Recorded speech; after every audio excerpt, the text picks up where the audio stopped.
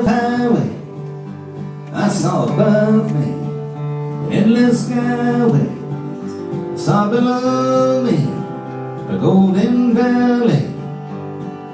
This land was made for you and me. This land is your land. This land is my land.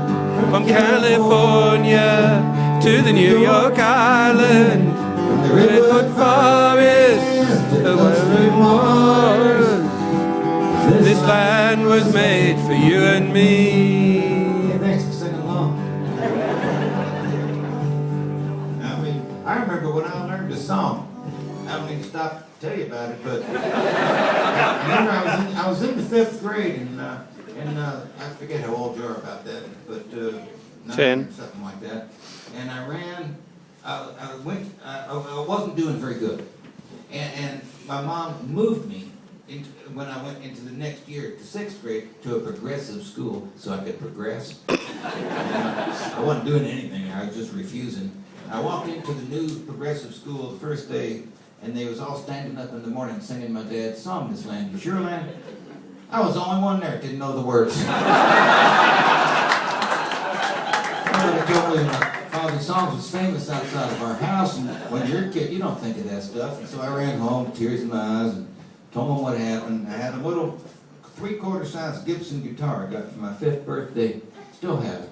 And I brought it out, and he showed me the chords, then taught me the words, and then taught me some verses that wasn't in the school book version. So when I went back the next day, I went back armed.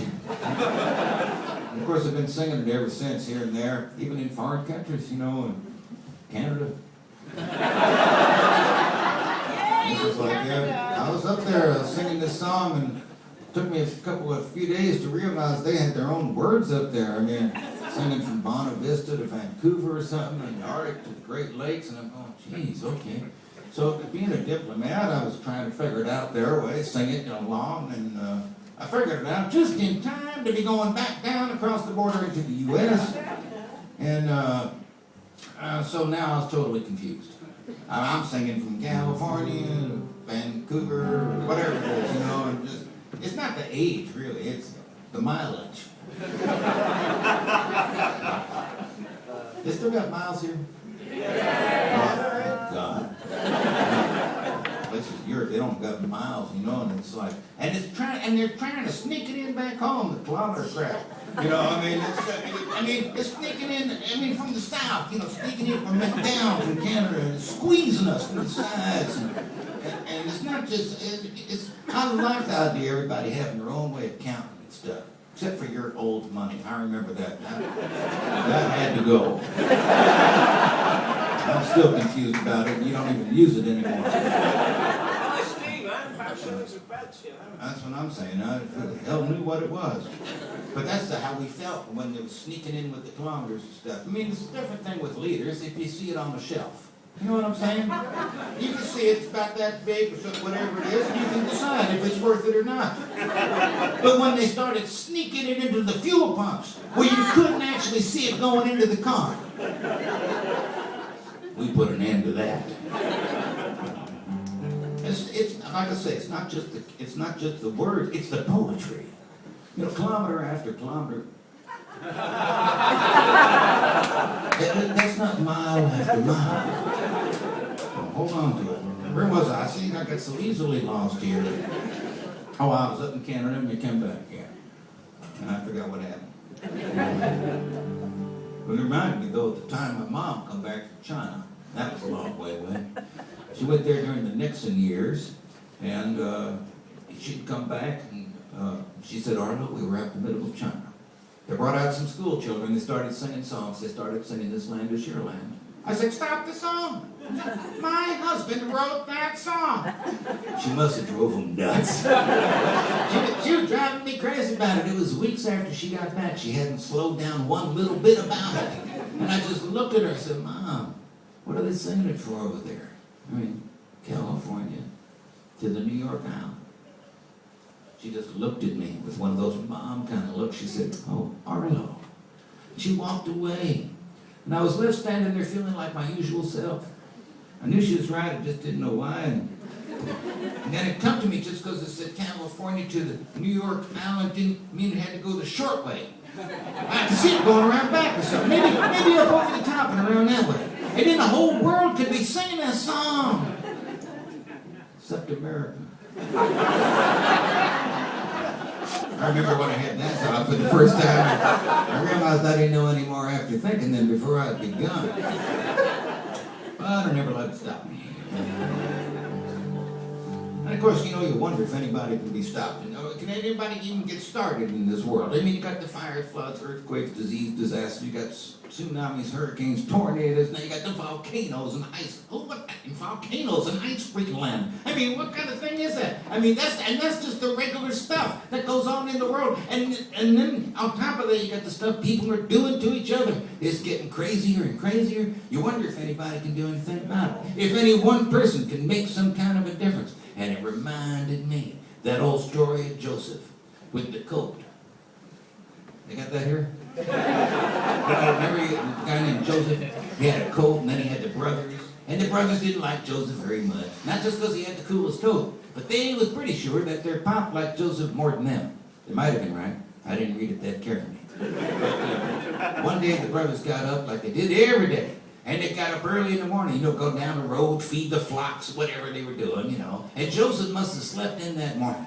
Because his pop come in there and said, "Hey, Joseph, what are you doing hanging around the house, dude? Why aren't you down the road helping your brothers and stuff?" I'm obviously, paraphrasing.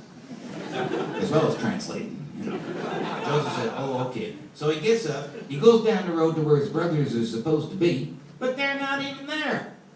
Now, the Bible says that there's a man. He doesn't even have a name, just an anonymous dude standing in a field saying, "Hey, went that way."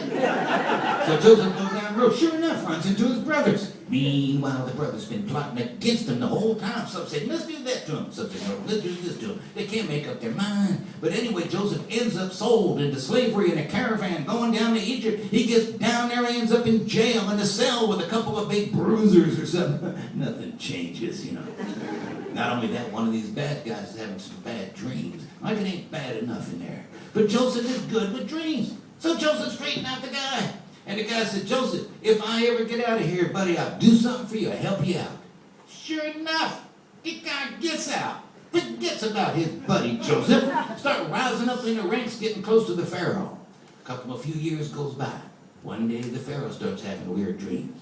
He calls for his pipe in the Steadler's Street. Whatever. They come on out there. They can't think of nothing. Now everybody in Egypt is nervous. I mean, the Pharaoh got the weird look in his eyes, having strange dreams. Nobody knows what's going on. Like the last administration we had.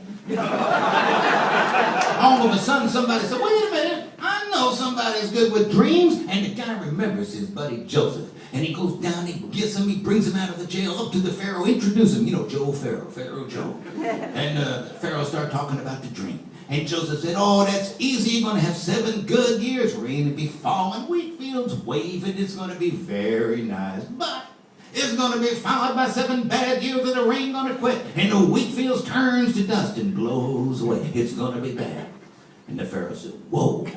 And he looked around. He said, "Fiddlers, you out of here. You didn't do nothing. Joe, you the man." And he puts Joseph in charge of everything. And Joseph started building the granaries to put some stuff aside during a good time in case the bad time should come, like what he's saying. And sure enough, it comes. It's bad. It's not just bad in Egypt. It's bad everywhere. So back at the farm, Pop and the boys are sitting around saying, "It's bad." Pop said, "Well, some of you boys go down to Egypt, see what they're doing." So he sent a few of the boys down to Egypt. To make a long story short, they went into their brother Joseph. He said, "Hey, it's me, Joseph." They're going, "Uh-oh." He said, "Don't worry about that. Go home, get Pop, the women, the children, the flocks, and everybody. Bring them on down to Egypt. We'll be living half the hog." Not the words he would have used. Sure enough, that's what they did. They come on down there. They're living generation after generation, doing pretty good. Till one year they got a bad crop of pharaohs. That's a whole different story. That's Moses. I've been thinking about Moses too. I've been doing this 40 years. I know how the man feels. I just hope it doesn't take another 40 years to get somewhere. Of course, that's what happened to them. But out of that come, David and Goliath.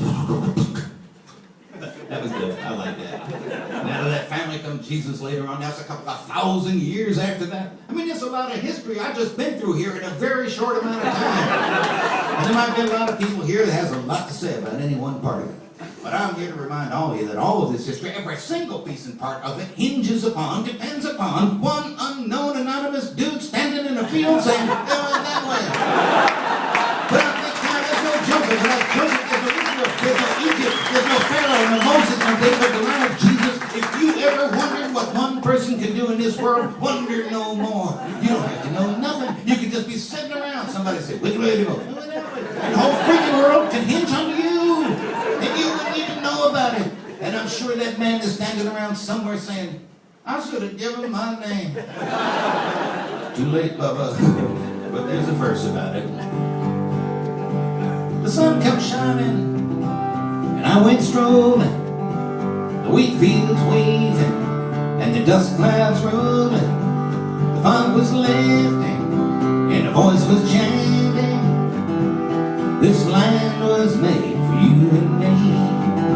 This land is your land, and This land is my land. From California to the New York Island. From the redwood forest to the deep green waters. This land was made for you and me. Nobody living can ever stop me as I go walking my freedom highway.